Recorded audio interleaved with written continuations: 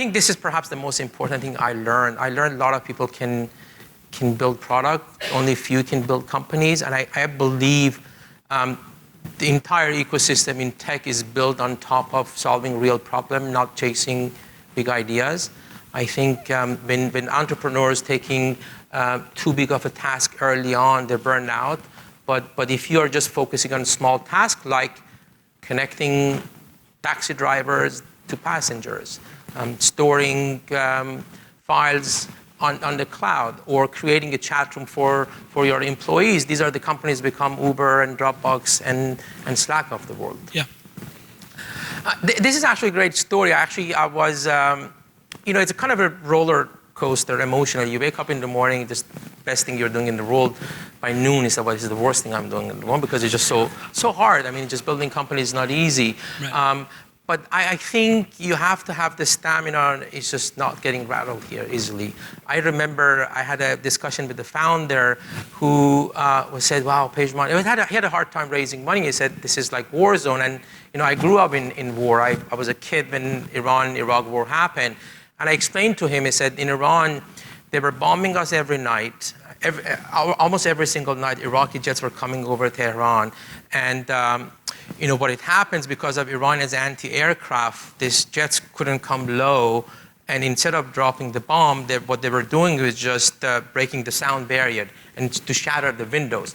And I was a young kid, and I had this idea, maybe I should go and sell duct tapes to all the stores. Yeah. It's a good idea. Growth business. Yeah, and I went over there and I bought wholesale this duct tape. I went from morning all the way till night, a street as long as El Camino Real, to tell the store owners, this Iraqi jet's coming tonight, this window will shatter to you, and these tapes help you. You know how many tapes I sold?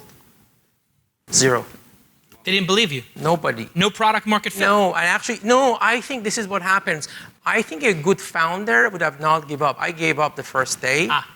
I think the good founder would have maybe picked different street, maybe a different pitch, maybe a different color of the duct tape. So that's why I'm not an entrepreneur, I'm an investor. So it's it must be really special to have you as an investor, because whenever you complain as a founder, you get to hear about real hardship. Sure. Like they actually get to understand exactly how privileged they are.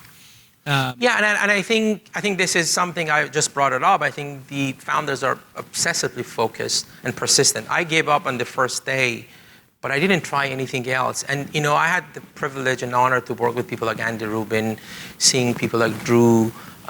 These guys are insanely focused on what they do. I think it's just pretty incredible. You almost don't see them, because they're almost focused on building something really great. And I look for this, and I think it's very easy to find these traits among the founders. I just met a founder from Harvard Business School.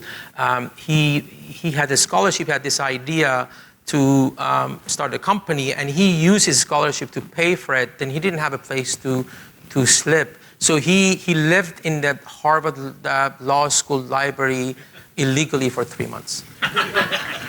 That works. You guys must have gotten along great. Yes. Vision. I think this is where it becomes really confusing. I think most of people, they can't distinguish between vision and the goal. And I think it's really, really important. I think the founders are building this category-defining companies. They have a vision, they stick to it.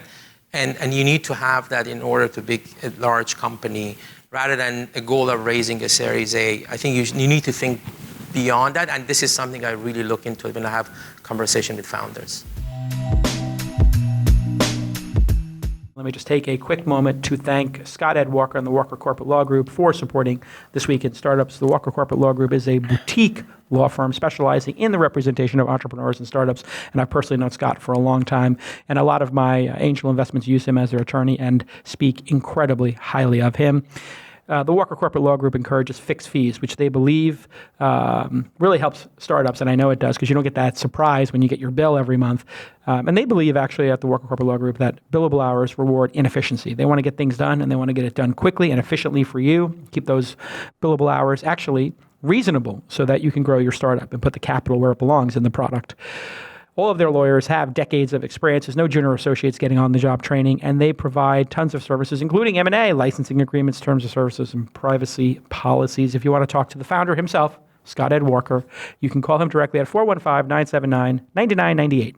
That's 415-979-9998, 979-9998, or you can email him directly, Scott at Walker Corporate Law. Scott at Walker Corporate Law, and you just put in the subject line, Jason sent me. And you can visit walkercorporatelaw.com, and you can follow Scott at Scott Ed Walker on the Twitter. Thanks, Scott, for supporting independent media like This Week in Startups.